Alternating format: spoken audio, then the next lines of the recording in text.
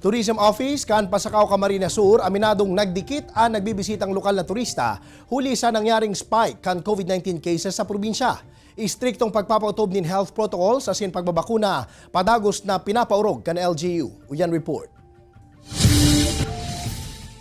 Huli sa padagos na humakan pandemya, aminado ang Tourism Office kan Pasakaw, Camarines Sur na nagdikit ang mga turistang nagbibisita sa saindang banwaan. Ngunyang bulan na din gayong marayan panahon, kung kaya pipirasa na nagbibisita sa mga beach resorts. Basado man sa executive order na pigpaluwas kan lokal na gobyerno kanakaaging Enero 14, sulamenteng fully vaccinated individuals na ang tutugutan sa mga establishmento kung sa inistriktong pigahagad ang vaccination card antes maglaog digdi. Ang mga pwede mang mag-operar, iyusan ang mga hotel o beach resorts na igwang balidong DOT accreditation as in mayor's permit.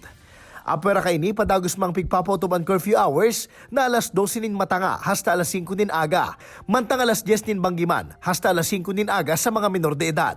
Sa sarong text message na pigpadara ni Gladys Tipanero, Municipal Tourism Officer kanasambit na Banwaan, sinabi kaini nakadaklan sa saindang tourism workers fully vaccinated na, asin ini parte kan saindang rekisito sa pag-apply o pag-renew kan mga business permits. Mientras tanto, como parte kan liwat na pag-recover kan turismo sa nasyon, sinabi man ni DOT Undersecretary Woodrow Makiling Jr. ngunyang semana na padagos ang saindang proseso sa pag-validate ka na sa 71 bagong tourism circuits sa 13 rehiyon sa Pilipinas. Ang nasambit na circuits, mapabisto subot kan mga travel products na makukuha sa rehiyon, sining kan historya, kapalibutan, agrikultura, kakanon at siniba pa. Sa ngunya, nasa 44 tourism circuits na ang na-validate kabali na ang Bicol, Metro Manila, Ilocos, Cordillera Regions as in Central Luzon. Ini si Jesse Cruzat, Balitang Bicolandia.